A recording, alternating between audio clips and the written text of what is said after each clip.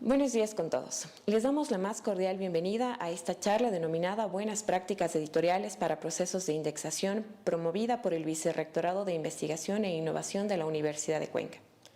El Vicerrectorado está interesado en impulsar los procesos editoriales de sus revistas científicas. Sin embargo, se ha abierto este espacio a editores de otras revistas a nivel local y nacional y de Sudamérica. En este sentido, queremos invitar al arquitecto Felipe Quesada Molina. Felipe es arquitecto, doctor en Arquitectura y Urbanismo, magíster en Construcciones de Madera por la Universidad del Biobío de Chile, docente e investigador de la Facultad de Arquitectura y Urbanismo de la Universidad de Cuenca y de la Universidad Católica de Cuenca. Como profesor, imparte clases en pregrado y posgrado en el área de las construcciones, sostenibilidad y metodología de la investigación.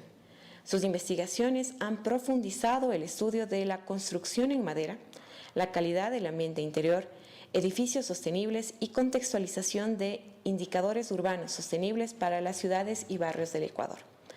Como editor, ha ocupado cargos como exmiembro del Comité Consultivo de la Colección Cielo Ecuador para la CENESID. Fue director del Centro de Posgrados de la Facultad de Arquitectura y Urbanismo de la Universidad de Cuenca y editor de la revista científica ESTOA de la universidad. En esta mañana tendremos dos conferencistas. El primero, Felipe, estará con nosotros en una modalidad presencial para los participantes que están aquí en la Universidad de Cuenca, pero esta charla también está siendo transmitida a través de Zoom para todos los participantes a nivel de Sudamérica. En segundo lugar, estará con nosotros el doctor Horizon Wolcott. Él es director en jefe de la revista The Lancet para América y él estará compartiendo con nosotros las perspectivas de la publicación científica desde el punto de vista del editor. El resultado de esta conferencia, así como el audio y las preguntas que ustedes van a generar, quedarán como material grabado en la página web del Vicerrectorado de Investigación e Innovación de la Universidad de Cuenca. A través de las redes, a través de un clic podemos acceder a mucha información.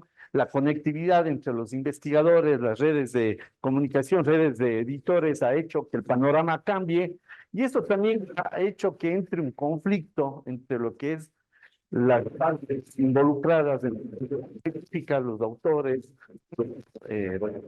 los divulgadores de conocimiento, para que cambien las estructuras que décadas atrás tenían muchas barreras para acceder, ¿no? Nosotros en América Latina teníamos muchos impedimentos para acceder al conocimiento científico porque había muchas restricciones comerciales, a tal punto que la Organización Mundial del Comercio es la que protege todo el conocimiento científico.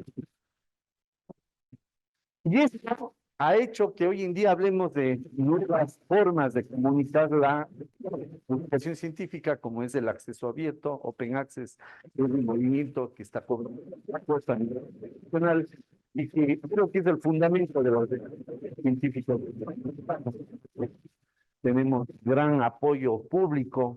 Generalmente las revistas científicas surgen de instituciones públicas o de investigaciones públicos, por lo tanto son subvencionadas por fondos públicos y lo que es público tiene que ser libre. Entonces, creo que el fundamento del acceso abierto ha cobrado mucha fuerza en la América Latina y somos, creo que, los pioneros en este aspecto.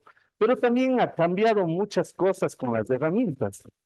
El día martes, a lo mejor todos estaban conectados a la conferencia que se impartió de CEDIA sobre la edición, el proceso editorial y la inteligencia artificial. Una gran editora brasileña nos expuso este tema de la inteligencia artificial, que ha entrado también a mucho debate, ¿no? El contenido que puede generar la inteligencia artificial, ¿cómo podemos usar? Sin duda que estos dos temas, el acceso abierto y la inteligencia artificial, varían para dos diferencias completas. No me voy a centrar, si quieren podemos conversar un poquito, pero voy a tratar algunos de estos aspectos más adelante de mi presentación. Pero adicionalmente a estos retos contemporáneos que tenemos hoy en día, sobre nuestra región que está en la periferia del conocimiento para el sur global, para nuestros países en desarrollo, pues tenemos otras barreras nacionales. Y que creo que para mi punto de vista, por la experiencia que tengo como editor y como miembro del Comité de Cielo, pues son las barreras más fuertes que tenemos para nuestras revistas científicas, que es el fruto, ustedes saben, el apoyo económico. En el mejor de los casos, las revistas, sobre todo ecuatorianas, si tenemos 2 personas trabajando en una revista, pues es una revista millonaria.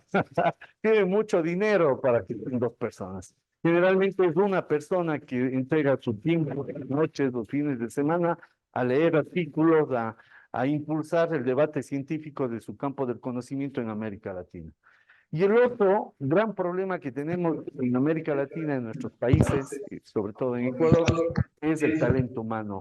Yo creo que necesitamos formarnos más en estos procesos editoriales, formarnos más en el ámbito de la investigación, porque no puede haber una ruptura, ¿no? Entre lo que es el gobierno de una revista, la junta editorial, el consejo editorial, el editor, y lo que son los investigadores o los autores.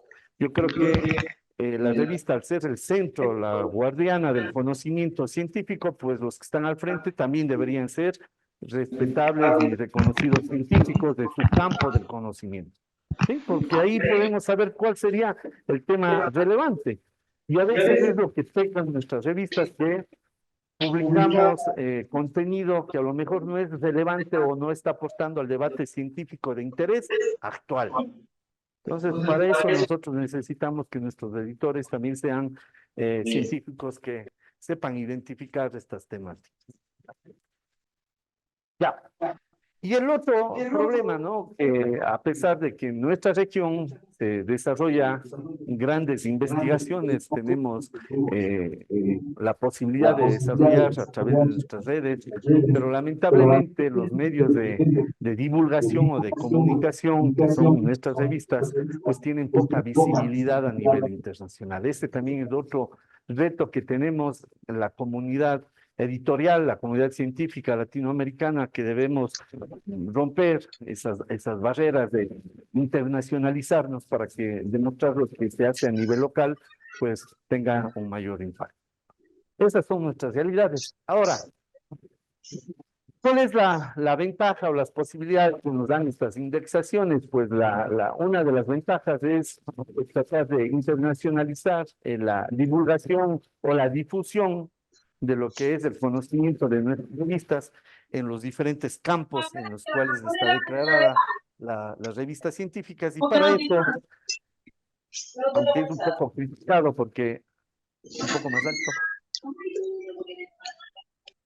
ya, más fuerte. Ah, ya. Entonces, algo que en América Latina a veces discutimos, ¿no? Es necesario tener una indexación con perversas las métricas de las indexaciones. Más allá de ese debate, porque también sería espacio para una nueva conferencia o un nuevo tema de debate entre todos nosotros, se ha podido determinar la relevancia que pueden dar ciertos índices, ¿no? Ya creo que ya creo que el consenso científico está dado más o menos en esta escala, más allá de que estemos o no estemos de acuerdo. Sabemos que una revista que tiene una aceptación dentro del índice de Scopus tiene una calidad diferente que una revista que está dentro de un índice como Latindex. Ahora, lo que creo es de que esa es la ruta para asegurar la calidad, ¿sí? O sea, nosotros debemos saber que debemos ir ganando indexaciones, cumpliendo las exigencias de las diferentes para asegurar la calidad del contenido científico que publicamos en nuestras revistas. Y la ruta, la más común que podemos encontrar en nuestra región, pues pudiéramos decir es de que una revista, cuando ya tiene ciertos procesos básicos, pues ya tiene una página web, ya tiene un comité editorial, ya tiene cierta periodicidad, pues ya puede postular a ciertos índices que ya pueden dar ciertas garantías a los autores que están postulando estas revistas. Por ejemplo, el artículo que ya sabemos, creo que es muy conocido, es un índice, es un directorio de revistas que tiene unos puntos básicos que debemos cumplir y que el propósito de esta indexación es tratar de la información que pertenece a la UNAM, la gestora de este índice, y podemos hablar que una siguiente, como un poquito más alto, por las exigencias que se piden, pues es cielo. Que es cielo, el portal desde que surgió en la década de los 90, era de entregar a las revistas de la edición un medio para que las revistas se vuelvan electrónicas. A tal punto que si ustedes entran a la plataforma de cielo, es un poquito hasta arcaica, yo creo que el día de hoy, porque va a quedar aparte de tratar de volver una revista electrónica. Hoy en día ya todas las revistas tienen su portal web, por lo tanto, sí debería ser importante que la organización del cielo también actualice sus medios de comunicación. Pero ese era el propósito, ¿no? Es un proyecto que surgió en el estado de Sao Paulo, en Brasil, y que se ha divulgado a 13 países con sus capítulos o sus catálogos. Uno de ellos es Ecuador, que también pertenece a la CENACID. CENACID es la que rige y tiene un comité. El Comité Cielo es el que regula, que trata de hacer cumplir las normas del cielo para que las revistas indexen. Eso es lo que nosotros trabajamos en las postulaciones de las revistas ecuatorianas, pues nosotros les pedíamos una serie de ítems a ser cumplidos y el comité era el que tomaba la decisión. Esa es la diferencia, ¿no? Hay una exigencia un poquito más alta porque hay una verificación de los estándares, hay una decisión de un comité consultivo y de ahí se toma la decisión de ingresar o también de rechazar, sacarles revistas que ya han perdido la calidad. Ese es también el riesgo, ¿no? Estar dentro de una indexación, porque luego la indexación se vote. Ya, bueno, eso es lo que hemos trabajado y desde el año 2020 Ecuador logró ser reconocida por el cielo de la Organización Internacional y ya las revistas, las 16 revistas que teníamos hasta el 2021, que cuando fui parte del comité, eran revistas que habíamos evaluado. No sé cuántas estarán el día de hoy, pero usted sí me ha dicho que luego va a haber un taller ya con la gente de Cielo Ecuador, la gente de la CENACID. Buenos días. Bueno, Andrea Campaña es la coordinadora de la indexación es Cielo Ecuador, y a la persona apropiada para conversar sobre el tema. Y finalmente, los por muchos revistas locales, pues, estar dentro del índice de la indexación de Scopus. Y debemos comprender que, bueno, Scopus es básicamente una base de datos. Lo que le interesa es manejar métricas, establecer relevancia tanto de revistas, autores, instituciones, las filiaciones, y que en base a eso pues, propone los cuartiles, es lo que hoy en día, de una forma descriptiva o de una forma negativa, es lo que nos manda o nos está rigiendo el mundo de la ciencia en nuestro medio. Pertenece al CEBIR, aunque hoy en día para Scopus el CEBIR es una de las editoriales más que están dentro de esta indexación. Ya, veamos entonces las dos. Yo me voy a centrar en las dos indexaciones que son las más importantes en nuestro país, en nuestra región, que es de Cielo, y luego vamos a revisar un poco de Scopus.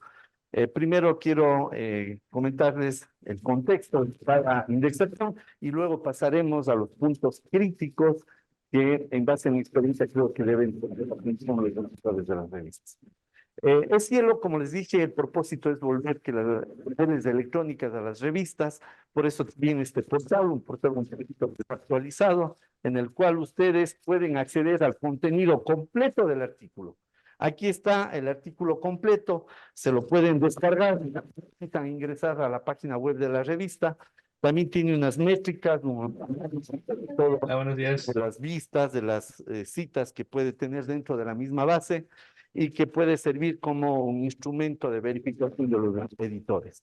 Ahora, el propósito de esta indexación es de que el conocimiento regional cumpla estándares internacionales y por eso ustedes van a ver que mucho de lo que se pide en el Cielo, pues es igual que se pide en Scopus. Y por eso esa es la ruta. Entrar a Latindex, entrar a Cielo, cumplir con las condiciones de Cielo, y yo pudiera decir que estamos a un paso de estar en Scopus. Es más, muchas de las revistas que tienen un muy buen proceso editorial, buenas prácticas editoriales, reciben la invitación de Scopus para que se puedan ingresar a su índice. Y eso les ha pasado a muchas revistas ecuatorianas o regionales que han recibido la invitación directa. El otro camino es postular directamente los editores de las revistas, ¿no? Cualquiera de los dos es válido. Ya. Ahora, EScielo, como es una revista, o como trata que las revistas sean electrónicas, te pide que toda la información, todo el contenido del artículo que está en nuestras revistas tenga un formato. Este formato del método científico, un formato básico, mejor dicho, del método científico en el cual se basa lo replicable que puede ser una investigación con postular la metodología de lo que se investigó, qué se hizo, y luego la evidencia, ¿no? Que se postula como la forma crítica de renovar el conocimiento, pues cuáles fueron los hallazgos frente a los hallazgos existentes. Es básicamente esta estructura o el famoso método INRIF, que es obligatorio para el cielo. Entonces, si nosotros estamos queriendo ingresar a esta indexación, tendríamos que cambiar el formato de nuestra revista al formato del método INRIF, obligatoriamente, porque de otro contrario no pudiéramos cargar en la plataforma de cielo los artículos que están en nuestra revista. Y esto puede ser un grave limitante para aceptarles dentro de la indexación. Si es que no se tienen este formato de presentar los artículos. Entonces, ese es el primer inconveniente. Luego, hay otros inconvenientes, como es una plataforma un poquito arcaica, es medio difícil cargar. Bueno, Steffi ya salió, ella era experta en cargar los artículos de nuestra plataforma. Ya. Y otro indicador muy importante, porque se quiere que las bases de datos regionales tengan presencia internacional, es obligatorio que el título del artículo, el resumen y las palabras claves deben estar en inglés. Pero en inglés correctamente redactado, no utilizar el Google Translator, que es lo generalmente hacemos. Y soy de esa generación en el cual el inglés era un castigo. Y se sigue un curso y luego de un mes ya me olvidé todo. Entonces, es una de las respuestas que tenemos en la región, el idioma. Y esa es una de las causas por las que tenemos esta disponibilidad internacional, sino por el idioma. ¿Ya? Lamentablemente el inglés es el idioma de la ciencia. Si es que a lo mejor 1000 años atrás vivíamos y teníamos esta reunión, a lo mejor debió haber sido en latín, pero hoy en día es el inglés, y eso es lo que debemos tratar de trasladar toda nuestra información al idioma del inglés. Mínimamente título, resumen y palabras claves. Ya, ahora Scopus. Scopus, a diferencia de EScielo, no tiene, no pretende tener todo el contenido científico en su base de datos, a tal punto que en Scopus existen publicaciones que están indexadas hasta de 40 idiomas, ¿sí? Lo único que sí se pide es de que estos contenidos, que son los que aparecen en la plataforma, estén en inglés. Y no sé si el término es correcto, pero lo dice Scopus, que se utilice el alfabeto romano, o sea, el abecedario, para los nombres y para las referencias que van a ir en el artículo. El problema es, sobre todo con países del Oriente, que tienen otros idiomas y otros signos que pueden confundir para la data que tiene Scopus. Ya. Ahora, esto depende mucho de la información bibliográfica de la biblioteca de sus universidades.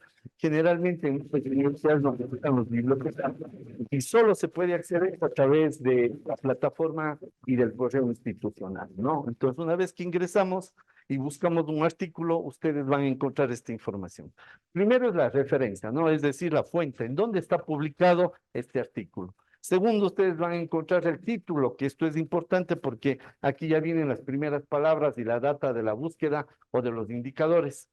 Luego tenemos el nombre de los autores, y esto es muy importante, que debería ser una política institucional. Todos los autores de una universidad o de centro de investigación deberían tener una correcta identificación, porque nos pasa que Scopus, una vez que indexa el artículo, le crea automáticamente un perfil, y el autor no tiene un perfil. Y a veces, si ustedes se buscan, van a encontrar 4 o 5 perfiles suyos creados automáticamente en Scopus. Lo importante es tener vinculado su perfil de Scopus, su pequeño CV, vinculado al OSCID. Eso debería ser una política institucional para que la data de la institución, la data de sus revistas, no se pierda en el mar de datos que tiene Scopus, ¿no? Entonces, eso es un truco muy importante que deben manejar. Luego tenemos la afiliación. La afiliación a veces se pone en español, a veces se pone en inglés. También debería ser una política muy importante de que el nombre de la afiliación lo manejemos todos de forma correcta. Ahí se está perdiendo muchos datos y muchos indicadores que la base de datos no está identificando. Entonces, yo recuerdo en Chile, en el año 2010, cuando estaba haciendo mi doctorado, pues fue una política institucional. A todos nos obligaron a tener una afiliación correcta y un nombre de autor. Entonces, eso yo creo que algo de que debemos trabajar todavía en nuestras instituciones. Luego tenemos la data de cuántos artículos han sido citados o han citado este artículo, cuántas vistas, que ya son los primeros resultados, y el contenido más extenso que tiene Scopus es el resumen, el abstract, ¿no? Y es muy importante porque dependiendo de las terminologías que se ponen, pues automáticamente se arrojan los contenidos relevantes, es decir, se puede identificar el análisis de las palabras. Y esto le hace también al editor, le da la responsabilidad al editor que trate de controlar de enviados, que vean que las cosas estén correctamente escritas, porque casi los artículos van a quedar fuera del panorama visual. Entonces, un trabajo todo puede decir, tal vez corrige su palabra, ¿no? Ponga tal término que es lo que se está identificando en la base de datos. Y los debates, ¿no? Sostenibilidad y sustentabilidad. La Real Academia de la Lengua ya ha definido, el vulgo de la ciencia lo define, pero no nos estanquemos, busquemos el término. Y, o sea, no tratemos de entrar en un debate estéril.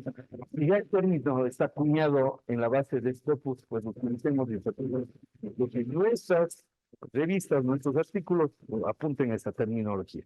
¿Ya?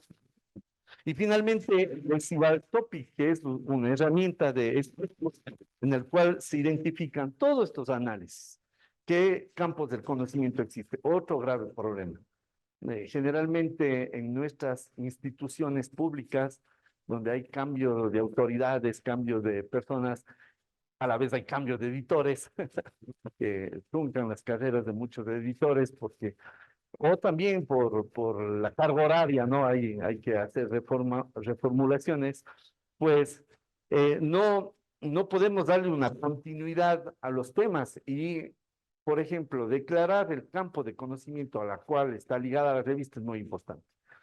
Eso me pasó a mí cuando editor, por complacer a personas que estaban interesadas, tuvimos que declarar las líneas de investigación de la facultad y eso es un grave error. Se tiene que declarar los campos de conocimiento que están en la comunidad científica. Sí, no tenemos que inventar el agua tibia. Por el contrario, nuestro campo del conocimiento va a la periferia. Y no pasa nada, no es que no entras a la base de datos de Scopus. Ese es el problema, ¿no?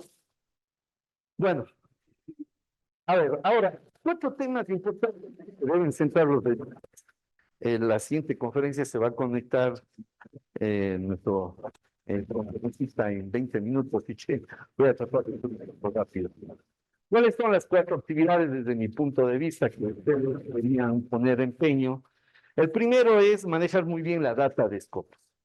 Así no estemos en Scopus o así no estemos en el cielo, esta data de Scopus le va a dar visualidad, que es identificar los tópicos relevantes.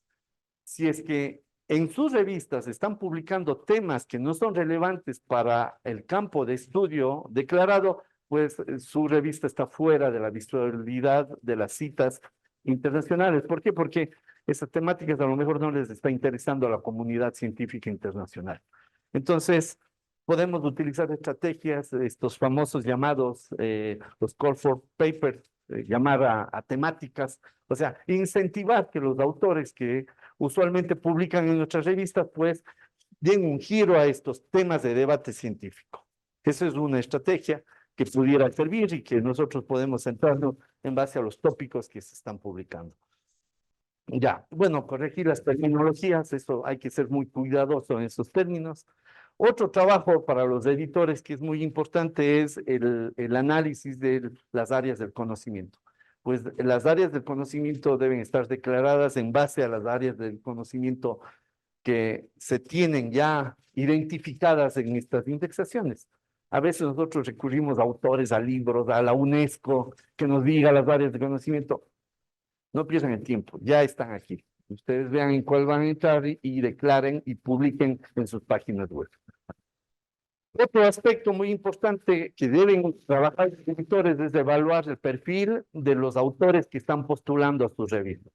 Esto es importante porque las indexaciones nos piden visualidad internacional, por lo tanto necesitamos diferencia regional, tener diferentes artículos de diferentes regiones que se están publicando, no solo el comité editorial, que es uno de los aspectos que se evalúa, que el comité editorial de la revista sea de diversidad regional, sino también los artículos que se publican. Entonces nosotros necesitamos evaluar el perfil de estos autores. ¿Cómo lo evaluamos? Pues en Scopus. Ahí está el perfil de cada evaluador, de cada autor. A pesar de que no lo arme automáticamente, Scopus le va a crear un perfil. Entonces usted ya puede a las publicaciones de estos posibles autores de sus revistas. Y finalmente, otro trabajo que yo les recomiendo es a través de Scopus visualizar su competencia. ¿Sí? ¿Cuál es la revista campeona de mi campo de conocimiento? ¿Qué hace esa revista para ser campeona? ¿Qué hace esa revista que todos quieran publicar con ellos y muy pocos con nosotros? ¿Qué es lo que están haciendo bien? ¿Qué es lo que están haciendo bien las revistas que recién acaban de entrar a Scopus? ¿Con qué data entraron? ¿Cuántas citas ya tuvo? ¿Qué declaración editorial tiene en su página web? Entonces, yo puedo fijar en la práctica ya de algunas revistas. Ustedes pueden hacer ya. ¿De dónde van a sacar tiempo? ¿De dónde van a sacar recursos? Eso es un tema de nuestras autoridades, de las personas que impulsan que el conocimiento de nuestra región crezca. Hoy en día, sobre todo en Ecuador, esto se ha detenido, hay poco apoyo a las revistas científicas, política pública que debe tener. Y esto es necesario si queremos tener mayor presencia internacional, ¿no? Entonces, eso sería, sí. Realmente, de todo esto sería publicar para el mundo, no para nosotros. Hay muchas temáticas, son nuestros propios, son los interesan a nosotros, y no las vamos a poder publicar, porque no les interesa el resto del mundo. Entonces, la definición de lo que sale aquí es que nosotros no vamos a trabajar para nosotros, sino para el mundo. No, no, tampoco es así, tampoco quiero que se entienda eso. Sí, en realidad los retos contemporáneos ha puesto en el tapete de la discusión muchos temas, pero el enfoque o la problemática que tiene Latinoamérica frente a Europa, por ejemplo, es completamente diferente, pero el punto de debate es el mismo. Ahora, muchas revistas y con mi grupo de investigación hemos insertado nuestro debate, nos hemos insertado el debate científico desde el contexto local. Y eso, créanme que muchas revistas están muy interesados en saber cuáles son los problemas del desarrollo sostenible en países en vías de desarrollo, qué es lo que está pasando con la contaminación en otras zonas del planeta. Créanme que hay mucho espacio para publicar y aceptación y a nosotros nos ha ido bien, publicando desde Cuenca. Este tema que está en el debate científico, ¿qué está pasando en Cuenca? Pero el punto es, si usted publica de lo que trabajan sus investigadores de la universidad y hay del lugar, y por lo tanto, sí, tiene una contradicción. Sí, sí, queremos buscar lo que hacemos aquí y lo que hace como Ministerio de aquí, no podemos publicar en la nota porque tenemos que buscar exacto. Correcto. Algo que el Cielo promueve justamente por el contexto local es tratar de impedir la endogamia. La endogamia es muy controlada y ese fue uno de los factores por los cuales rechazábamos algunas revistas que veíamos que tenía un alto porcentaje de endogamia, que era una práctica común hace algunos años atrás y eso hay que controlar. Pero no hablemos de eso, es importante, por ejemplo, que el editor de una revista pues publique a lo mejor en la revista de otro país, de otro continente, y publique de temas pertinentes del área de su conocimiento, porque es importante que los editores, su comité editorial, sean expertos en el tema. Entonces, no importa la contextualidad local, de la temática local, lo que importa es estar insertado en el debate científico. Y eso sí hay espacio, sí.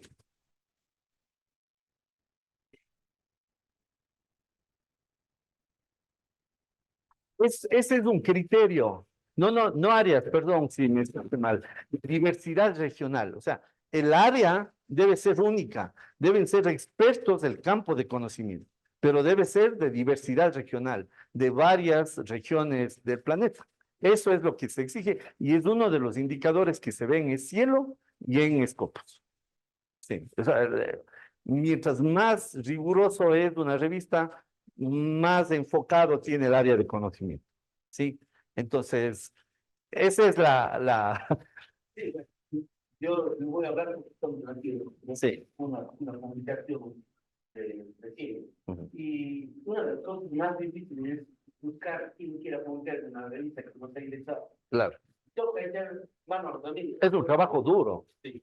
Pero no podemos, porque por ejemplo, en un punto menos, si uno tiene endogamia, por ejemplo, en las 500. Claro. Nosotros nos enfocamos primero en las 500. Sí. Entonces, Y mejor no olvídense de la endogamia, mejor no, no trate de ver a la gente.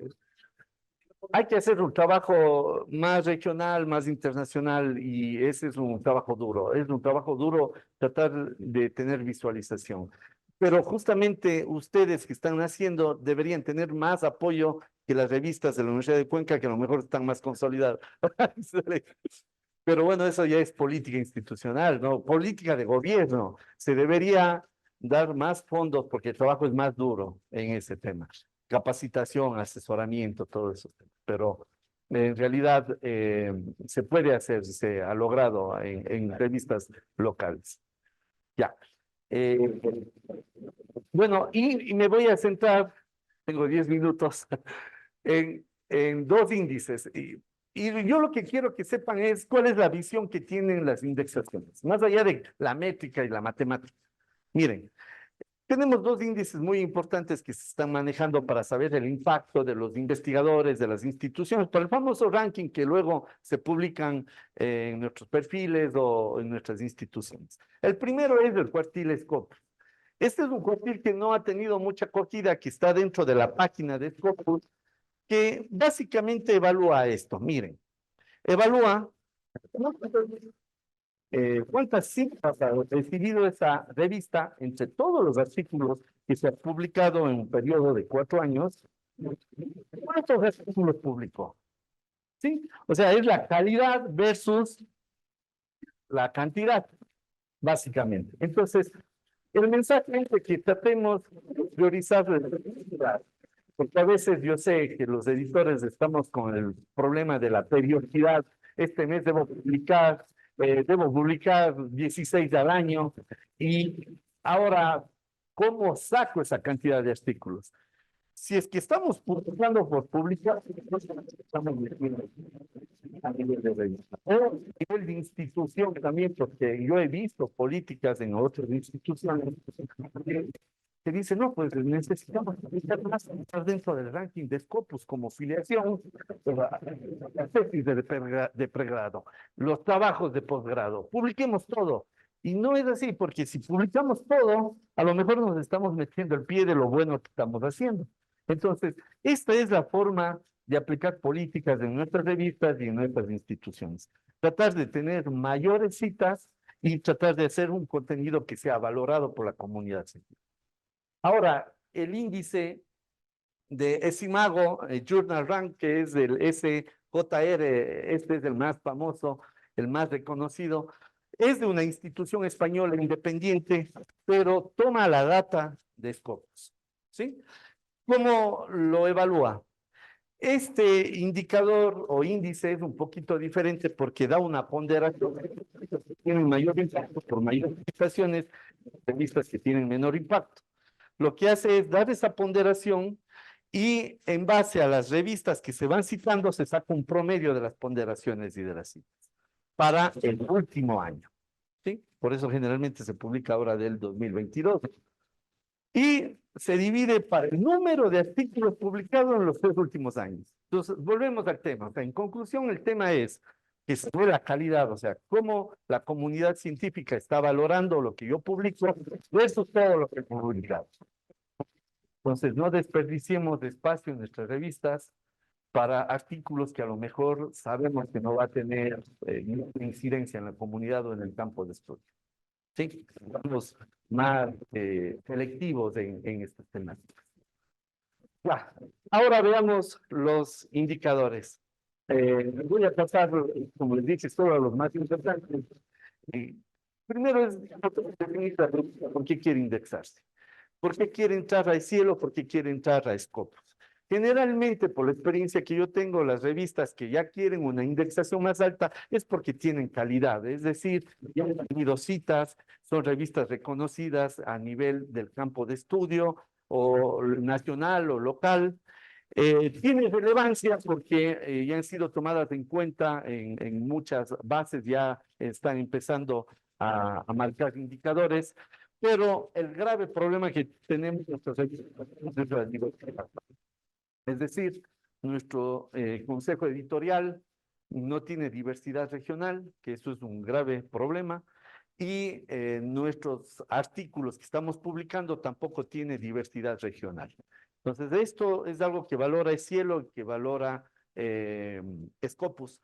Debemos tratar de buscar la forma de tener un consejo editorial que no sea solo por llenar, porque eso también se evalúa. El consejo de Cielo entra a su página web y ve el contacto del consejo editorial y ve si es que en realidad es un perfil falso, que generalmente es la práctica de las observadoras, o es un perfil desactualizado.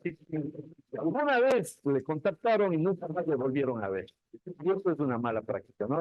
Debemos contactar de este comité de expertos las temáticas a que nos ayude a mejorar el campo de actuación. Ya, veamos el primer criterio crítico que tenemos, la revisión por pares.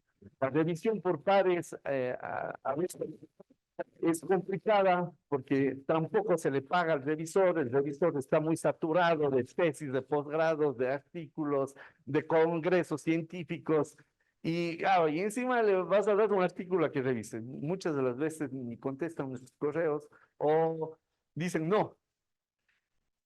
Aquí también debería ser importante que las universidades o las instituciones, las leyes de cada país valore al editor, perdón, al revisor de algún artículo que dio el dictamen de aceptación y ese artículo tiene gran impacto para la ciencia. No solo el autor debería ser reconocido, sino también el evaluador.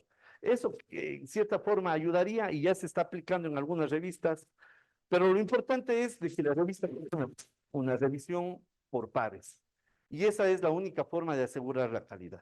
¿De qué forma? Doble par ciego, simple ciego o una revisión abierta también puede ser aceptado, que se sepa, ¿no? Yo sé a quién estoy evaluando y sé quién me está evaluando. Y el dictamen debe ser muy técnico, porque a veces también este prejuicio de que no se sepa, créanme que a veces sí sabemos quién nos revisa, porque los comentarios ya sabemos el debate científico dónde está y sabemos quién nos revisa. Entonces, a lo mejor que sea abierto, transparente es lo mejor, ¿no? Pero debe haber una declaratoria, que eso es lo importante. Luego, el idioma, es muy importante que esté bien redactado el título, los resúmenes y las palabras claves en base a los tópicos relevantes, sobre todo de Scopus. No nos perdamos ahí y nosotros como editores hacemos la sugerencia al autor que cambie esas terminologías. Debemos pedirle que cambie para que nuestra revista y el artículo esté con visibilidad. ¿Qué más? Scopus, como les dije, solo acepta el resumen. Esta es una captura de la revista Hábitat Sustentable de la Universidad de Biobío. Es una revista, yo le vi, los editores son amigos míos, y lo ha ido tan bien que fue, y hoy en día es Scopus y Scopus, pues le invitaron directamente, recibió la invitación de Scopus, es una revista que tiene muy buenas prácticas editoriales y ya está en la ruta hacia el más alto nivel de calidad científica. Ya. Otro punto importante, insisto, lo que es la diversidad regional, tanto para los editores como para los autores que van a publicar en sus revistas. Pero otro aspecto fundamental es de que sean expertos, ¿sí? Se revisa si es experto y ahora, ¿cómo sabemos si es experto? Pues buscándole el perfil en Scopus. Eso es lo que sabemos, ¿no? Cuántos artículos ha publicado, qué citas tiene. Entonces, estas personas que conforman el comité editorial, pues sí, son expertos y por lo tanto saben de la temática. Adicionalmente, que si son expertos también van a saber si un artículo es pertinente o no, o ustedes mismos están metiendo el pie en los indicadores de la revista. Por eso es importante que el editor también sea un científico, ¿sí? Sea un investigador. Volvemos al tema del apoyo, la formación y muchas cosas de la realidad latinoamericana que son obstáculos. Otro aspecto y que es crucial, que creo que ya todas las revistas tienen, es de que tengan una página web, pero que esté completamente en inglés. O sea, que dé la posibilidad de revisar en los dos idiomas. Todo lo que está en español debe estar en inglés para que le permita a diferentes autores del mundo publicar en su revista y también los comités de revisión puedan evaluar si se están cumpliendo con las prácticas, las políticas editoriales, la revisión por pares. Es importante que todos estos aspectos estén declarados en sus páginas web. O sea, las buenas prácticas editoriales se las tiene que declarar, la ética, ¿sí? Cómo vamos a manejar temas de ética, cómo vamos a manejar problemas de discrepancia. ¿Qué pasa cuando el par, el uno acepta, el otro rechaza? Debe estar claramente estipulado cómo se va a dar el dictamen. Sí, las políticas editoriales, ¿no? Debe quedar claro. Debe quedar claro qué vamos a hacer con la inteligencia artificial, ¿sí? Por ejemplo, Elsevier acepta que la inteligencia artificial se utiliza en la corrección de estilo, ¿sí? Pero no en la generación de contenido. ¿Por qué? Porque la autoría lo pertenece a una persona natural, no a una máquina. O sea, no se puede imputar derechos de autor a una máquina, ni problemas legales a una máquina, tiene que ser una persona natural. Permite que se utilicen herramientas bajo ciertos parámetros. El otro aspecto, y que es muy importante, es la publicación. Y esto es estamos el semestre para publicar ya todos los artículos. Por eso no puedo sacar todo el tiraje. No, hay buenas prácticas que ya lo están implementando otras revistas, que es la publicación inmediata, que una vez que es aceptado, se publica. Y luego al final del semestre le da la numeración, el volumen, pero ya tiene meses que está ganando visualizaciones, está ganando citas, ya hay aspectos que le va. Eso, o lo otro es el preprint, que cuando estaba yo en el comité ya se introdujo el tema del preprint, no sé si ya lo implementaron, pero yo creo que en la política editorial es muy importante el preprint. Un artículo apenas sea a la revisión ya puede ser publicado. Muchos autores tienen el celo porque ya la información pasó con mi grupo de investigación. En realidad, créanme, los autores, investigadores, constantemente estamos hablando de lo que estamos investigando en congresos, en conferencias, en nuestras... O sea, no hay que tener celo de eso, de que esto es mío y hasta que no se me van a robar la idea. Esto generalmente lo que está impidiendo es que te quiten citas, porque con preprint también se puede citar. ¿Sí? Entonces, son ideas importantes y sobre todo, volvemos al tema de la endogamia.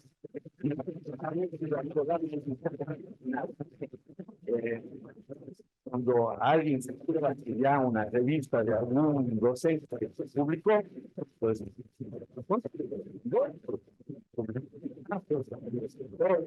puede poner dos autores más.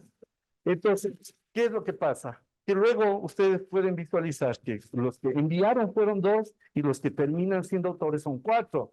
Entonces, aquí hay malas prácticas. Eso les va a librar a ustedes como comité, como editores de la revista, a librarse de esos pedidos luego de la aceptación. Por favor, acepte un nuevo autor que no sabemos de dónde salió. ¿Sí? Y eso es algo que debemos hablarlo en América Latina. Lo sabemos que está pasando y eso se debemos parar. Tienen que aplicarse, por ejemplo, se debe declarar de esos autores qué hicieron en el artículo. Eso es una muy buena práctica. ¿Cuál fue la idea? ¿Cuál fue el que redactó la metodología?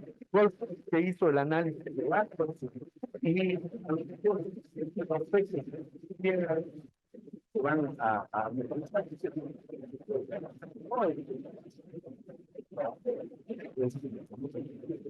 tirarle de la zona.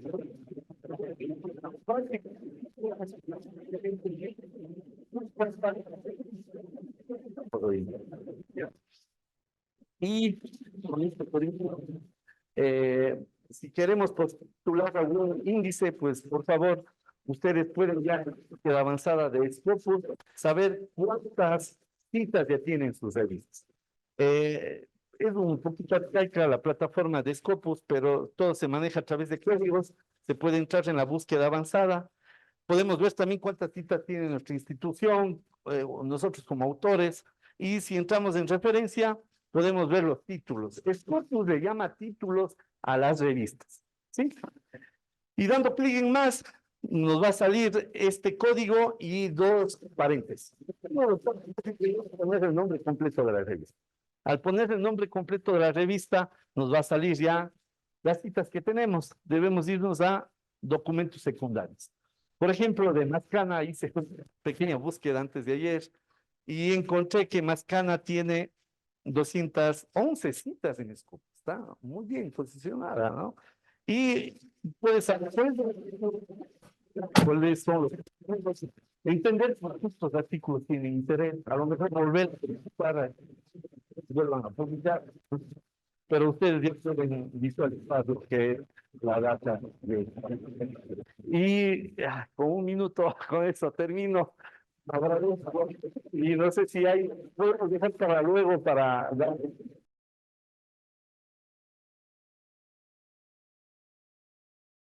Pueden ver mi Sí, está muy presentación. bien. Se puede ver, estamos Perfecto. también aquí en una pantalla en el aula.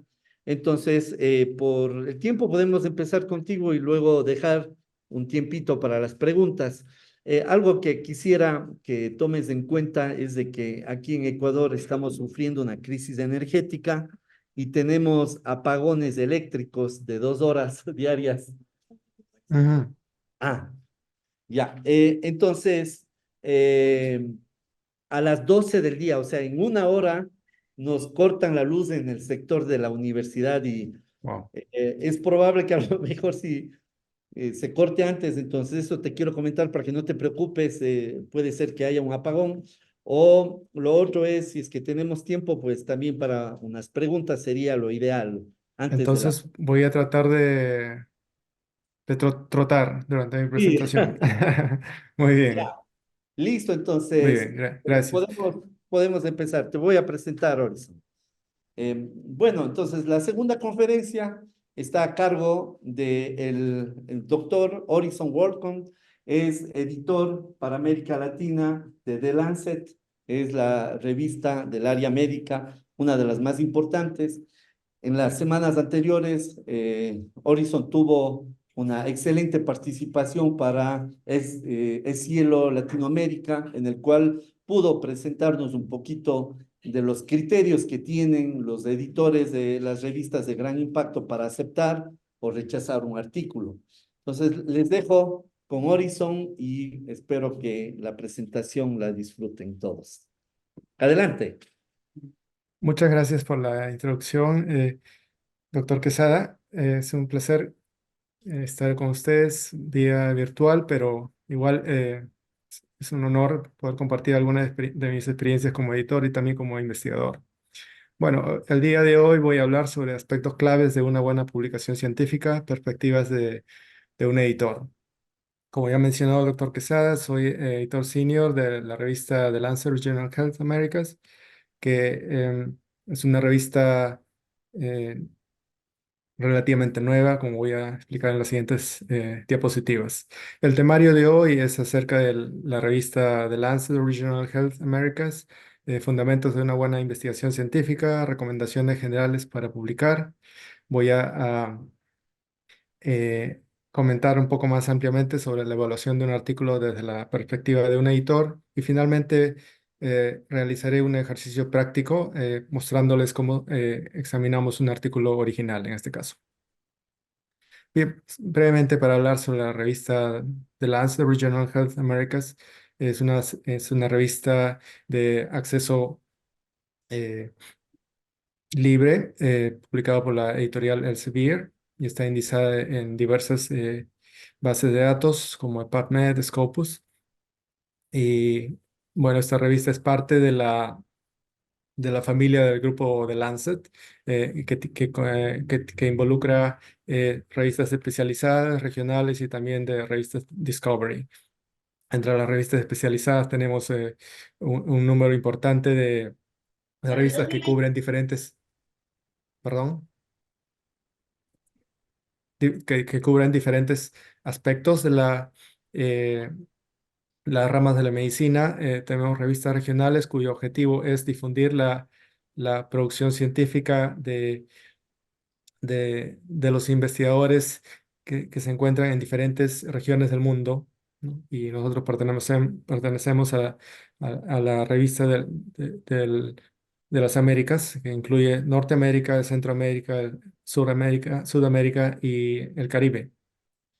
Y finalmente las revistas de Discovery que, cuyo ámbito es fomentar la investigación no solo clínica, sino también de ciencias básicas. Nuestra revista The Lancet Regional Health Americas empezó a publicar el año 2021, en el mes de septiembre. Somos 3 editores localizados en Estados Unidos y en Brasil, en Río de Janeiro, pero también tenemos un grupo de producción que detrás de cámaras, digamos, que se encargan de mover el engranaje de esta revista, ¿no? Sin su ayuda sería imposible realizar ese tremendo trabajo que se requiere. También contamos con asesores internacionales distribuidos en diferentes partes de las Américas y, bueno, revisores son de todo el planeta, básicamente, ¿no? Entonces, lo que tratamos de siempre es de tener una revisión por pares con, con expertos de diferentes partes del mundo, diferentes puntos de vista, diferentes especialidades y también tratar de fomentar la participación de revisores a veces de países que de repente no son tomados en cuenta regularmente. Bien, ya para terminar sobre la revista, los objetivos de ella es mejorar los indicadores de salud para toda la población y sobre todo promover la investigación, ¿no? En este caso que tenga impacto para la región. Y cuando hablo de impacto, me refiero a la parte clínica y de salud pública y políticas de salud. Bien, ¿qué publicamos en esta revista? Publicamos editoriales, que es dedicado exclusivamente para los editores, no hay invitación, es para los editoriales. Artículos originales, artículos de revisión, puntos de vista personal, puntos de vista que son más breves que los puntos de vista personales, comentarios y correspondencias. Bien, ahora entraremos de lleno al motivo, creo, de esta charla, que es fundamentos de una buena investigación científica. ¿Qué se requiere para publicar un buen artículo científico? esto en base a la opinión personal, durante los años que he trabajado como investigador, podría decir que se requiere curiosidad, innovación, libertad, tiempo, colaboración, rigurosidad, responsabilidad, diligencia, financiamiento. Todos esos aspectos son bien importantes para tener una buena planificación de la investigación, que es fundamental, la investigación propiamente dicha, y finalmente la difusión de nuestro estudio de investigación. Pero a esto hay que agregarle algo que es importante, ¿no? Que a veces uno lo sobreentiende, que uno tiene que tener un entrenamiento de investigación para poder realizar una investigación seria y buena. Eh, y esto es importante y es a su vez una barrera, como vamos a de repente comentar más adelante. Am, en estas tres etapas de la investigación o del- de este proceso, ¿no? De planificación, investigación y difusión, la parte final, como como ustedes saben, ¿no? Que puede realizarse a través de eventos científicos, publicación científica y también a través de medios de comunicación para la población general. El día de hoy solamente me voy a enfocar básicamente en la publicación científica. ¿Cuáles son las recomendaciones generales, para publicar? Esto, yo creo que es importante saber, eh, no solo para los investigadores, pero sino también para los editores, ¿no? Porque es una forma eh, de comprender el concepto de investigación, el concepto de un trabajo de estudio y finalmente su publicación. Primero, enviar una versión impecable del manuscrito, exactamente. Se observan ahí que adrede he puesto errores ortográficos y es que en realidad, si bien es cierto, errores ortográficos pueden cometerse, pero cuando son en exceso, te nota que hay una falta de cuidado, ¿no? En el caso de una publicación. Entonces, los detalles cuentan. El resumen o abstract del estudio. Eso es muy importante. ¿Por qué? Porque es lo primero que, junto con el título, lo primero que un editor, un revisor lee. Entonces, digamos, la carta de presentación del estudio. Si un resumen o un abstract está mal estructurado, no tiene un contenido claro, lo más probable es que el estudio en extenso va a reflejar lo mismo, ¿no? Entonces, y es más, esto puede ser un factor limitante, ¿no? Para que pueda pasar o no a la siguiente etapa de cuando un editor recibe un artículo. Es decir, si el abstract es realmente pobre, entonces podría uno fácilmente determinar que este estudio no merece la pena pa- para que pase a la siguiente etapa.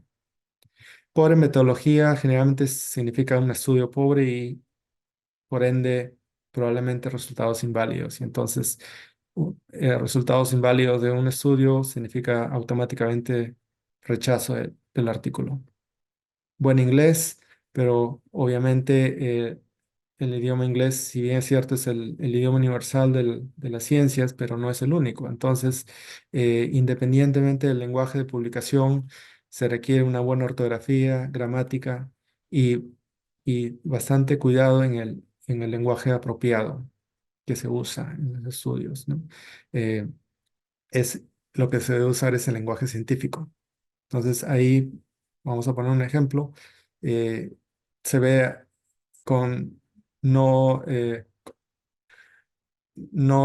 baja frecuencia, que hay estudios en donde los investigadores usan adjetivos que no son científicos. Por ejemplo, tremendo, tremendo cambio, ¿no? Lo que debería ser un cambio significativo. O a veces uno ve en el idioma inglés igual a huge change, ¿no? Lo que debería decir es a marked change. Entonces, em, ven que todos esos detalles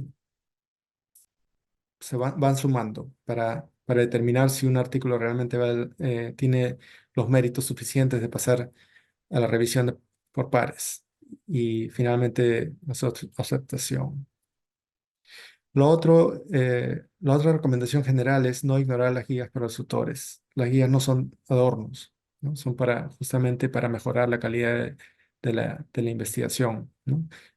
Cada revista tiene sus lineamientos, sus guías y es importante seguirlas. No, como menciono, algunas de repente son menos importantes que otras, pero en general es bastante aconsejable seguir al pie de la letra los lineamientos, las guías de las revistas para los autores.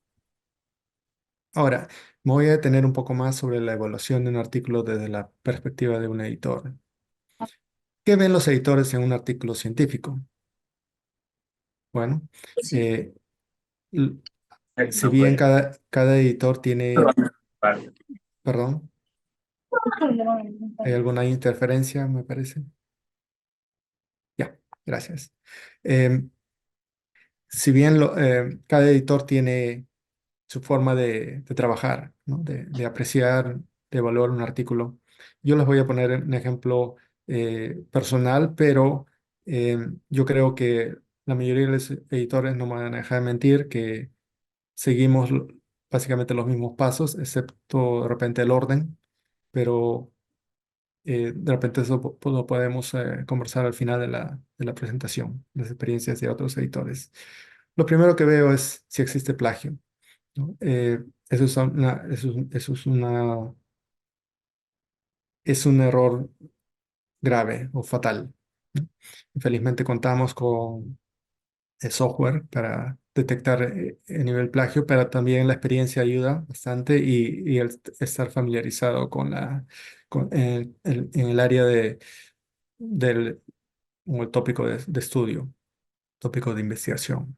Entonces, eh, esto es básicamente lo primero cada vez que recibo un artículo, lo primero que veo es el informe del software que usamos y si hay una similitud con otros trabajos de investigación. Entonces ahí requiere ya mayor detalle en determinar si realmente cuánto es el porcentaje de plagio, qué es lo que involucra esto y también si es que existe autoplagiarismo, que es un concepto bastante discutible, pero etcétera. Lo otro es si el artículo es comprensible, ¿no? Eso obviamente va ligado con el idioma, pero también a veces es simplemente que el autor no sabe expresar lo que hizo en el estudio de investigación. Entonces, eso es lamentablemente, si uno no puede transmitir lo que uno quiere decir, ¿no? De una forma clara, entonces obviamente los lectores, sobre todo que no van o que no están totalmente familiarizados con el tópico de investigación, entonces van a creer que el artículo no es, no es bueno, a pesar que la investigación sea buena, simplemente porque no lo entendieron.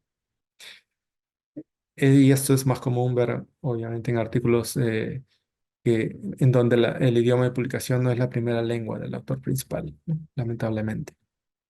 Se tomaron en cuenta las recomendaciones de la revista, es lo que les mencionaba, ¿no? Anteriormente, los lineamientos de cada revista no son adornos, ¿no? Son para seguirlos y es más, algunos aspectos son bastante importantes porque no es solo la forma, sino es el fondo, es el contenido científico, porque eh, dependiendo digamos, dependiendo de la calidad de una figura, podría ser útil para el estudio, pero también podría causar malos entendimientos, ¿no? Si es que no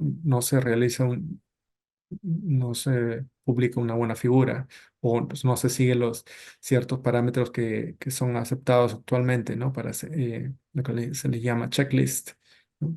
En este caso, en el área biomédica, ya se estila para estudios observacionales o estudios randomizados, controlados, usar ciertos parámetros que son estándares para asegurar la calidad de un estudio de investigación y también de la calidad de publicación, de la publicación.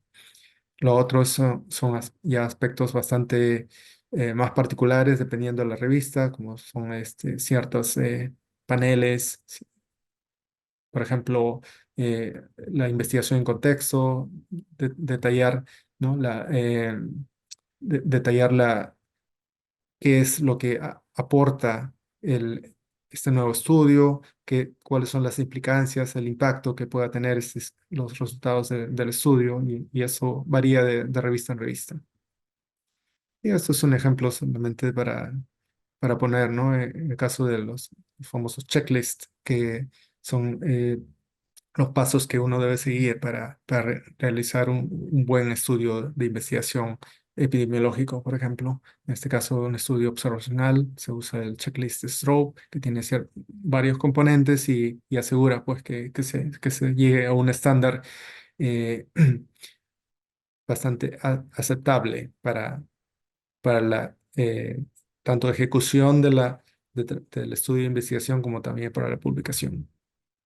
Por ejemplo, selección de participantes, uno no debe obviar eso que es aparentemente tan simple o básico, y se excluyeron observaciones con datos faltantes o descripción de los participantes, ¿no? Y esto obviamente supongo que existe también para otras áreas que no sean la biomédica, ¿no? Por ejemplo, el área de ingeniería, el área de computación, marketing, etcétera, ¿no? Algo brevemente acerca del uso de inteligencia artificial. Hasta el momento, el consenso entre los editores de diferentes áreas, ¿no? Es que el uso de la inteligencia artificial debería ser limitado solo para mejorar la legibilidad y el lenguaje del artículo, nada más. No existe, eh, no es aceptado que se use inteligencia artificial para mejorar la discusión en el artículo o la interpretación o el crear nuevos párrafos, etcétera, para nuevas ideas. Eso es totalmente inaceptable. Un concepto básico también para recordar sobre el límite de palabras, ¿no? Que es parte de las recomendaciones de las revistas, ¿no? Cada revista obviamente tiene sus límites, pero eh, a veces encontramos artículos que son enviados como puntos de vista, digamos, que requieren más o menos 2.500 palabras. Sin embargo, los autores deciden escribir solamente 1.000 palabras. Entonces, denota que o no han leído bien los lineamientos de la revista, o los autores simplemente piensan que solamente escogiendo el tipo de artículo van a lograr un plus para su CV. Entonces, porque obviamente un artículo tipo punto de vista tiene más peso que un comentario o una correspondencia, entonces piensan de repente que simplemente por cumplir unas 1.000 palabras es suficiente, pero no, en realidad los lineamientos están claros, ¿no? Se dan se ofrece 2.500 palabras para un punto de vista. ¿Por qué? Porque se espera que los autores realicen un análisis crítico de un punto en particular, ¿no? Y la otra cara de la moneda es que a veces se exceden, ¿no? Es un punto de vista o un artículo de revisión que tiene un límite de 4.500 palabras.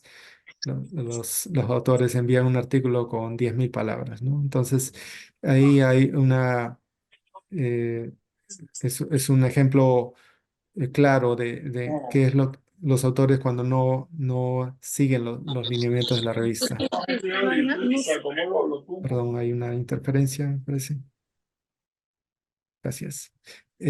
Ahora, respecto al tópico, ¿no? El tópico es fundamental. eh, el tópico no decide la importancia de un artículo, pero más que todo decide, nos va a mostrar el rumbo claro de qué revista deberíamos poner en la mira, ¿no? Para para poder enviar nuestro artículo. Es sobre HIV, sobre ingeniería, sobre marketing o sobre células. Entonces, de acuerdo a eso, uno puede decidir a qué revista enviar, ¿no?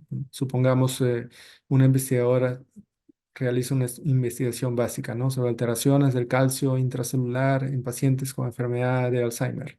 Entonces, la pregunta es, ¿a qué la revista lo envío, ¿no?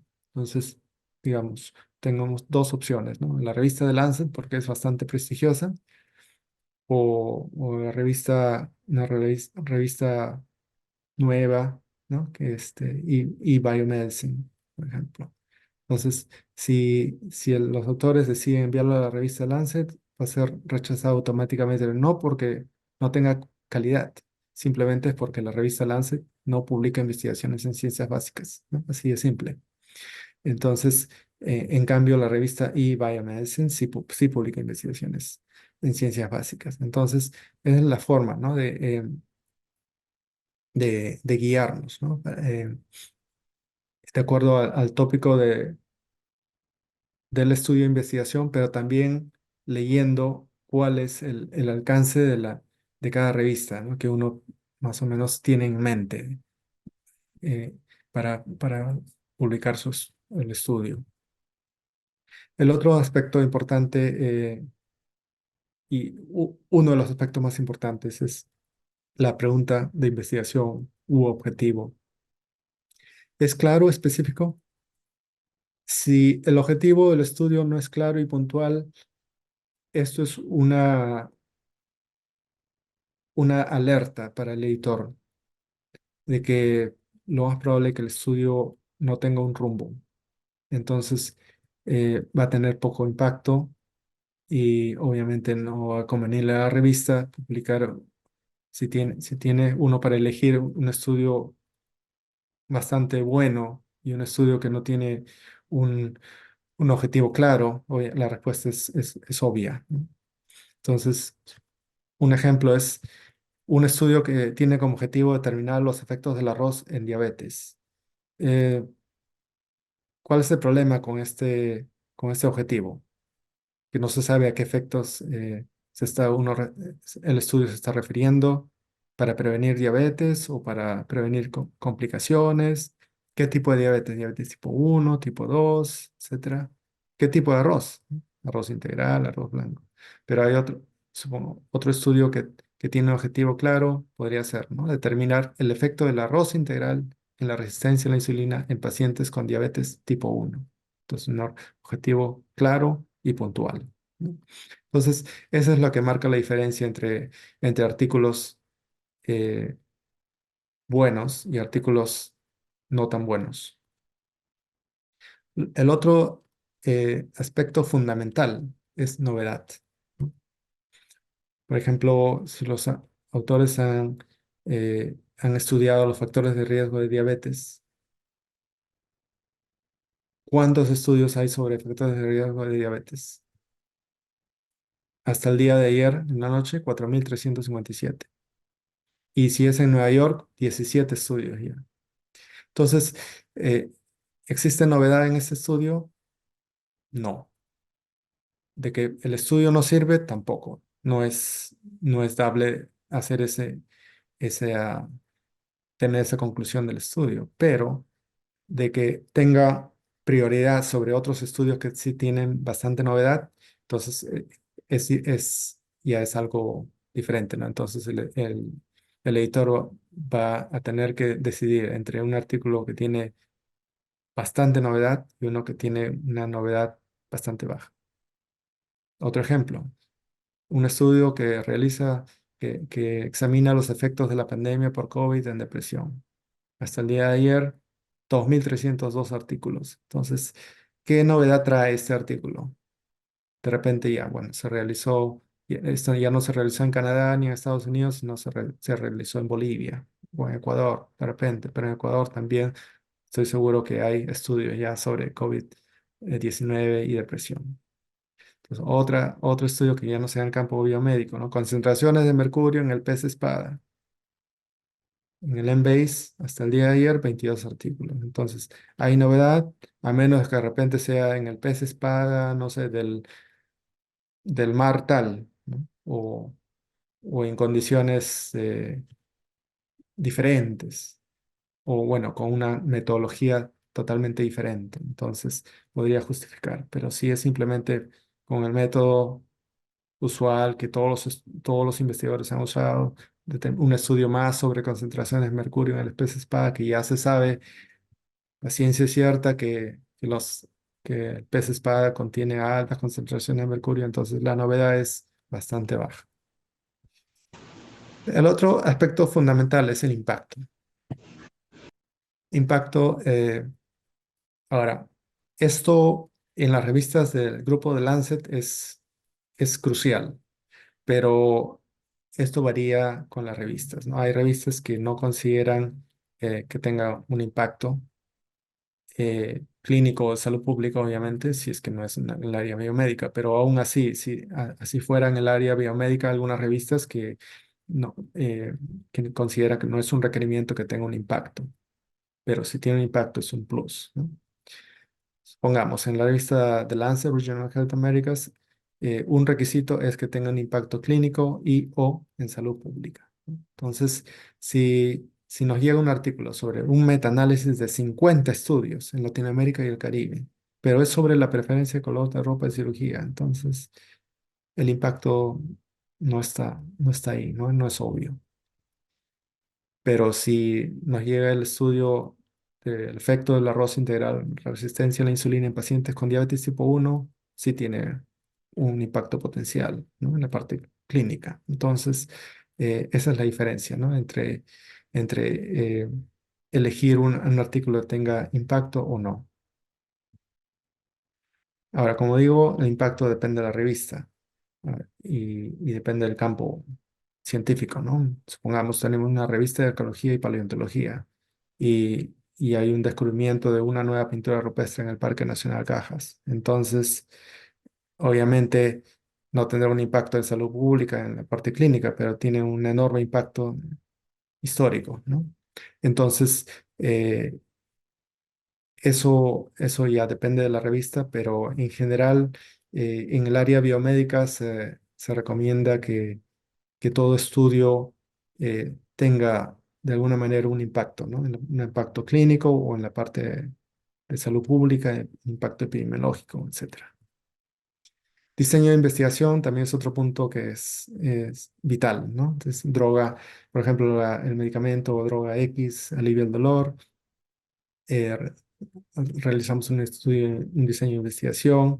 Entonces, la pregunta es, ¿qué tipo de diseño realizo, ¿no? ¿Un estudio de casos y controles o, o realizamos un ensayo controlado aleatorizado?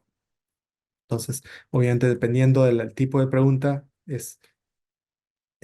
diseño de investigación tiene que ser lo más adecuado, lo más apropiado para justamente responder la pregunta de investigación que uno se ha planteado, ¿no? Entonces, en este caso, un ensayo controlado aleatorizado es la mejor opción para justamente para responder a esa pregunta. Pero a veces muchos investigadores, por diferentes motivos que tomaría mucho tiempo explicar, pero escogen el estudio, el diseño no adecuado. Entonces, o la primera impresión que tienen los editores es que los investigadores no saben o no supieron escoger el diseño adecuado, ¿no? De repente las explicaciones son económicas, etcétera, ¿no? Facilidades de investigación, etcétera. Lo otro también es la metodología de análisis estadístico. Son adecuados y esto es válido para cualquier campo de investigación, independientemente sea de ingeniería, matemáticas, biomédicas, etcétera, ¿no? Entonces, supongamos tenemos un estudio que propone una nueva escala de riesgo para predecir hipertensión. La pregunta es, si este estudio no tiene validación, entonces es un estudio incompleto, ¿no? Entonces, así de simple. lamentablemente para los autores que de repente invirtieron 2 años de su tiempo para realizar este estudio, pero en este caso una validación interna o al menos validación externa es fundamental, ¿no? Para la credibilidad de este de esta nueva escala. Otro ejemplo es si comparamos los efectos de diferentes fármacos en los genes, ¿no? De una célula, por ejemplo. Comparan eh, los efectos en el gen 1, el gen 2, gen 3 y así sucesivamente. Pero si los autores no han realizado un ajuste para las diversas comparaciones o las múltiples pruebas de la TED-Student, entonces hay una flaqueza ahí en el análisis estadístico, ¿no? Entonces, eso también son aspectos que se ven y que se toman en cuenta para evaluar la calidad de investigación. La ética, el componente ético es obviamente básico y sí, es todo estudio que involucra seres humanos o eh, animales, entonces se requiere que el estudio sea aprobado por un comité de ética.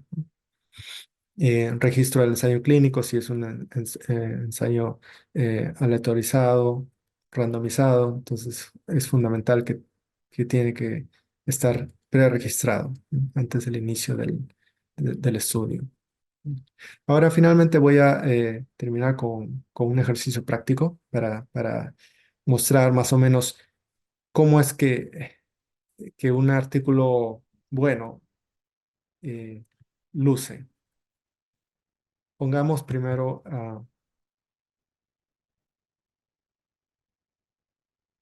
un ejemplo de un artículo pobre. Es un ejemplo ficticio, pero para resaltar lo que lamentablemente sí se ve, se continúa recibiendo en algunos estudios, ¿no? Por ejemplo, el artículo es sobre asociación entre la hepatitis B y cáncer de estómago en sujetos con HIV. Bien, vemos el artículo y examinamos y encontramos que la introducción tiene 4 o 5 páginas, ¿no? Y si bien es cierto, el tema es sobre hepatitis B y cáncer de estómago en HIV, los autores dedican toda una página sobre qué es el hígado. El hígado es un órgano que se encuentra en el abdomen y secreta esto y esto y esto, ¿no? Y de ahí pasan al siguiente párrafo, las vitaminas son útiles para el cáncer. Es decir, no hablan sobre hepatitis B, no hablan sobre cáncer de estómago, no hablan sobre HIV. Entonces, se encuentra bastante desorientado. Y finalmente, para rematar, como se dice criollamente. El objetivo es determinar el efecto del virus de la hepatitis B como agente causal del cáncer de estómago.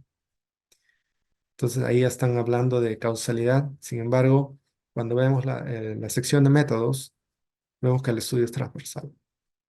Entonces, no se puede concluir ninguna relación causa-efecto de un estudio transversal. Lo otro es que la metodología contiene solo media página y al final el análisis estadístico, la descripción se limita solamente a decir que se usó la prueba TED-Student y el software fue SPSS, nada más. Entonces, ya desde con un escaneo, digamos, de un par de minutos, ya uno sabe que este artículo es bastante pobre, ¿no? Entonces, ya automáticamente no pasa a la siguiente etapa, ¿no? Del proceso de revisión por pares. Otro ejemplo es que los resultados contienen referencias, ¿no? Que es algo que ya nos estila en la actualidad. Entonces, vemos ahí que hay un montón de flaquezas que van sumando, y entonces al final el editor determina por rechazar el artículo. Ahora, ahora voy a mostrarles un artículo, real, que ha sido publicado hace unos meses en la revista, en este caso sobre hepatitis C.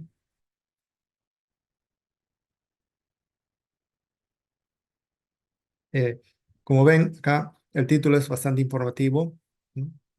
Indica exactamente cuál es el tópico, cuál es el escenario del estudio en Toronto, Canadá, y cuál es el diseño del estudio, ¿no? Entonces, bastante informativo.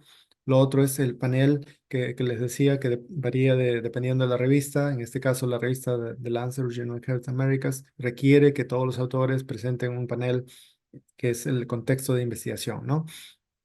Entonces, ahí se tiene que indicar eh, cuál es qué es lo que se sabía hasta antes del estudio, ¿no? Entonces, eso denota que los autores han realizado una búsqueda de la literatura para no inventar la rueda, ¿no?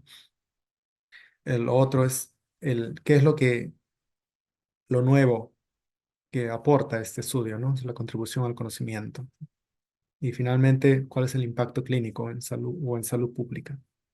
Entonces, como ven, en este artículo cumplió con todos los requerimientos de la revista en este aspecto. En la parte de resumen, vemos que eh, en la justificación del estudio muestra también los objetivos del estudio. En métodos, brevemente menciona nuevamente el diseño del estudio, los detalles propios de la metodología, obviamente lo más saltante, lo más importante. En los resultados se muestran lo que es más importante, lo más relevante. Sobre todo, ¿no? Si el estudio tiene un aspecto, eh, tiene dos objetivos, ¿no? Un objetivo primario, obviamente hay que darle preferencia a mostrar los resultados de ese objetivo primario, ¿no? Si da el espacio, se puede mencionar ambos, ¿no? El objetivo secundario, etcétera. Y finalmente las conclusiones, ¿no? Conclusiones claras y fundamentadas por los hallazgos. La introducción que debe contar con una justificación, también objetivo, la metodología del artículo propiamente dicho tiene que contar con un diseño de estudio, el ámbito del estudio o el contexto, los procedimientos que se usaron, los participantes del estudio, eh, qué es lo que se ha medido o colectado en los datos, cuál es el análisis estadístico que se ha realizado. Entonces, son aspectos bastante básicos, pero sorprendentemente muchos autores no lo incluyen, a pesar que suene obvio, ¿no? Resultados muestran ahí claramente el número de participantes, los datos descriptivos, los resultados principales y se ayudan también con figuras, ¿no? y tablas, ¿no? Para justamente poder facilitar la presentación de los resultados del estudio, que a veces son complejos y la ayuda visual es bastante importante en estos casos, ¿no? Lo otro recomendable es que para estudios, por ejemplo, en el área médica y que incluyen participantes, es fundamental presentar una figura con un flujograma, ¿no? Para ver cómo es que ha sido llevada a cabo la selección de los participantes, ¿no? Lo otro en la discusión, que es la parte final del estudio, de la publicación, tiene también sus componentes y tienen un orden lógico, ¿no? Que es aceptado actualmente. Resultados más saltantes es siempre en el primer párrafo, la comparación con otros estudios, los hallazgos de otros autores, posibles explicaciones para ciertas diferencias o congruencias con los resultados que se han encontrado, fortalezas del estudio, pero también las limitaciones. Muchas personas, muchos autores omiten esa parte, ¿no? Piensan que de repente o que esto va a jugar en detrimento del estudio, pero no. Los revisores, los editores sabemos que todo estudio tiene limitaciones. Ningún estudio es perfecto. Entonces, el no incluir esas limitaciones denota más bien que los autores no son transparentes, ¿no? Entonces, eso podría ser reflejado también de repente en la información que han puesto en la parte de resultados. las conclusiones tienen que ser, como dije, fundamentadas, ¿no? Entonces, y la relevancia, ¿no? El impacto del estudio. Hay otros componentes también al final, que es, por ejemplo, el, es muy importante, ¿no? El definir la contribución de cada autor del estudio, eh, las declaraciones de interés, ¿no? Conflictos de interés que hubieran, sobre todo, por ejemplo, por ensayos clínicos, ¿no? Que si son trabajadores de la misma compañía farmacéutica que manufactura el medicamento que se está usando en el ensayo clínico, etcétera, ¿no? Eh, en general, en conclusión, ¿no? Como ustedes han podido ver, realizar estudios científicos buenos no es fácil. Publicar artículos científicos buenos tampoco no es fácil, pero si bien es cierto, el camino es largo y tiene muchas barreras, pero al final hay la satisfacción de que ese esfuerzo que los autores han puesto se ve gratificado con la aceptación del artículo, ¿no? Y el reconocimiento sobre todo de la comunidad científica. Eh, para terminar, nuevamente mencionar que factores fundamentales en toda investigación es una adecuada planificación, una, una investigación buena. No existe publicación científica buena si no existe una investigación buena, ¿no? Así de simple. Y no existe una investigación buena si no había una buena planificación. Y para ello se requieren muchos pasos, pero lo bastante importante es tener innovación, ¿no? Creatividad, algo, realizar un estudio que tenga novedad, ¿no? Ser riguroso, ¿no? Tener rigor al momento de realizar la investigación, de analizarle los datos, diligencia, ¿no? Ser constante, entrar a los detalles, porque eso denota, ¿no? La calidad de un estudio denota, se ve desde diferentes ángulos. Voy a parar acá mi presentación y estoy gustoso de poder responder sus preguntas. Gracias.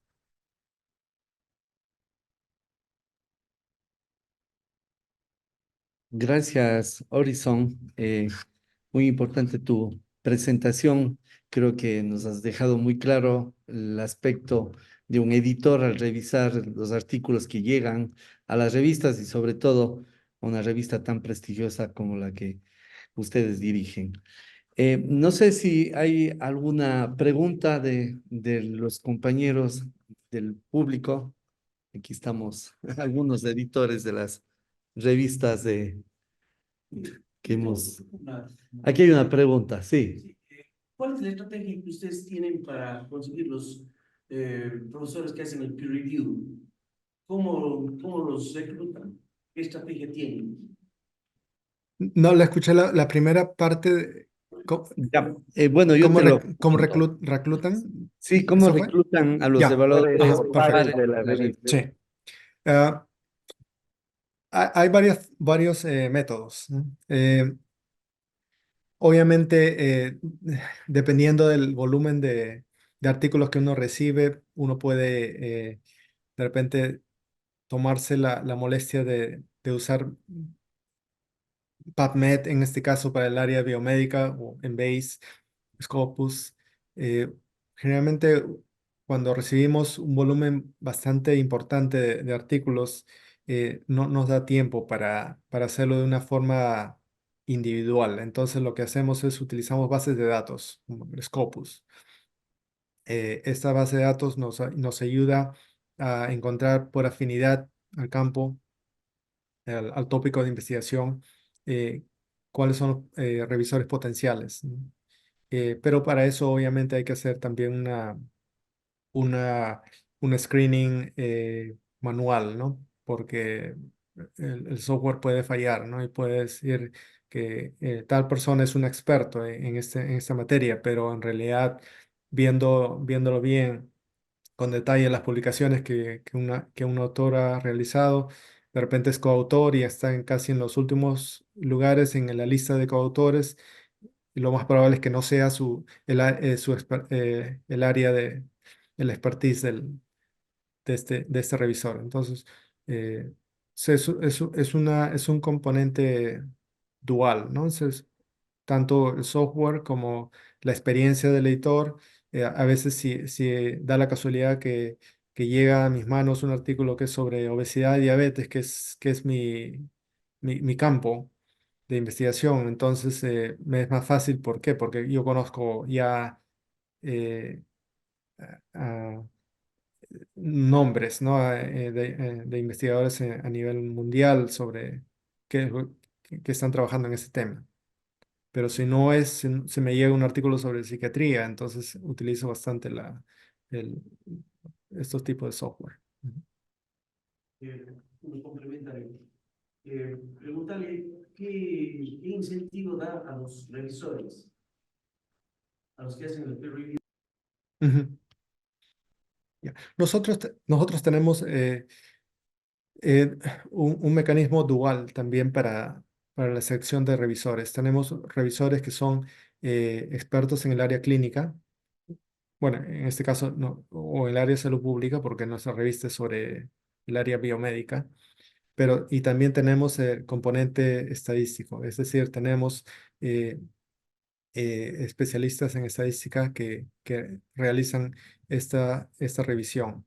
Solamente se concretan a la parte estadística y ellos sí reciben un monto, porque pero la condición es también que tienen que revisarlo en un tiempo récord. Em, Ahora, obviamente cada editorial tiene su forma de manejar esto, ¿no? Yo no sé, otras editoriales cómo utilizan, qué incentivos utilizan, qué otros incentivos utilizan para los revisores, pero en líneas generales les puedo comentar por experiencia personal. Yo he revisado para de repente 30 revistas diferentes en el área biomédica, sobre todo generalmente en el área de obesidad y diabetes, ¿no? Revistas de diferentes impactos y todos son ad honorem. Entonces, ¿cuál es mi motivación? Ya desde un punto de vista de revisor. Mi motivación es, uno, es que aprendo más sobre el campo, porque a mí me invitan para revisar un artículo que es dentro de mi campo. Entonces, me beneficia, ¿por qué? Porque soy uno de los primeros que está evaluando esa investigación. Entonces, esa es una motivación. Lo otro es, obviamente, eh, sirve en el CV tener ser un revisor para otra revista. Me parece, en lo personal, me parece positivo, no negativo. Entonces, esas son mis motivaciones, ¿no? Obviamente, si uno está ocupado, tengo que declinar, ¿no? Si tengo que revisar otros artículos o tengo otros,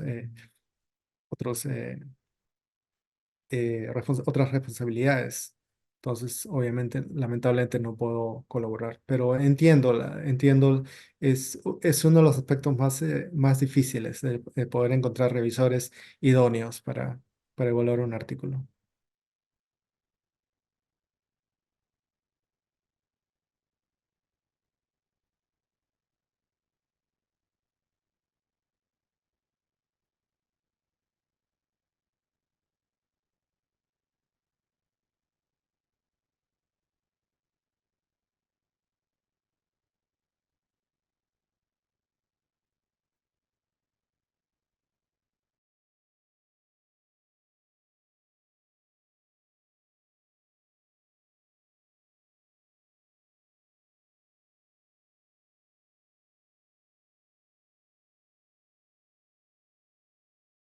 No sé si escuchó la pregunta, Horizon. No, no, Ah, no, es que no está. ni- Es que esto es para que los queden en grabación.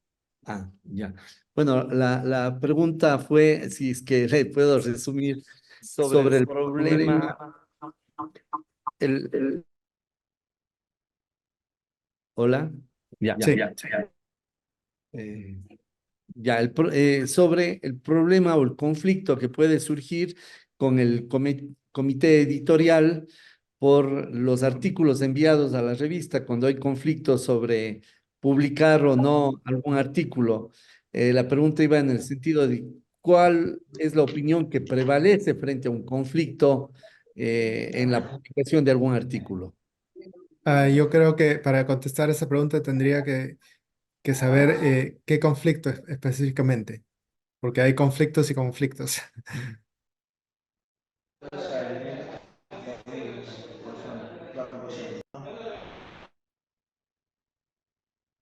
Biomédica. Siempre hay conflictos. ¿Qué es lo que es? Es una...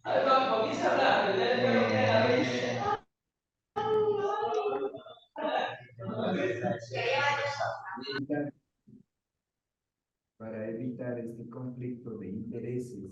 Sí, sí. Entonces, para mí, en ocasiones del editor, pesa más porque él revisa los artículos, filtra los artículos y él cree que estos deberían ser revisados por el comité y el comité dice no, Ya. mejor estos dos. Claro, ya más o menos logro interpretar. A ver, Algo que sí. hemos vivido en las revistas, creo Ujú. que de América Latina, cuando es enviado un artículo, ¿no? El primer filtro editorial en el cual ya se puede aceptar para pasar a revisión o no, pues puede existir un conflicto en el sentido, a lo mejor por la temática, a lo mejor por los intereses de los temas que se deben abordar y toca decidir porque también a veces el tiraje, el número de artículos ya está copado, entonces seleccionar si es que se da paso o no.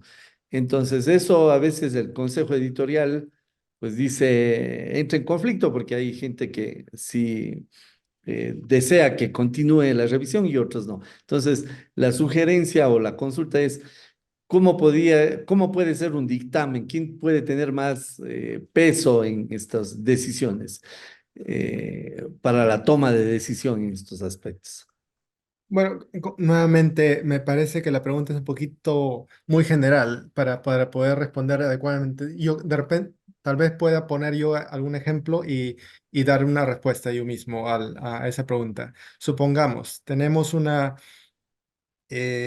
yo soy editor de la revista y he trabajado con una persona hace 2 años. He publicado un artículo con un autor hace 2 años y ese autor decide enviar a mi revista un artículo. Eso es un conflicto de interés. ¿Por qué? Porque yo he publicado con esta persona hace 2 años. Entonces, en ese caso, yo lo que hago es, le digo a mis colegas, yo no puedo evaluar ese artículo. ¿Por qué? Porque tengo un conflicto de interés. Entonces, mis colegas se encargan, ellos no conocen al autor, entonces ellos se encargan de evaluar la calidad del artículo independientemente, porque no, ellos sí no tienen un conflicto de interés. Eso es un ejemplo. Otro ejemplo es que hay un estudio